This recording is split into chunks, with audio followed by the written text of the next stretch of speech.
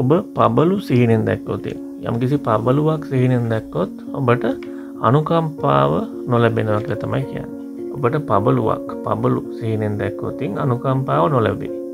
යම්කිසි දෙයකින් ඔබට අනුකම්පාව ලැබෙන තිනවා නම් නැත්නම් අනුකම්පා කරලා ඔබට යම්කිසි වාසියක් ලැබෙන අවස්ථාවලින් ඔබට අනුකම්පාව ලැබෙන්නේ නැහැ. හිතන්න යම්කිසි පැමිණිල්ලකදී ඔබ පොලිසියට යනවා පැමිණිලි විභාග කරන්න. ඔබට මේ පොලිසිය අනුකම්පාව ලැබෙන විට ඔබට වාසිදායක විදිහට පැමිණිල්ල විභාග වෙන්න පුළුවන්.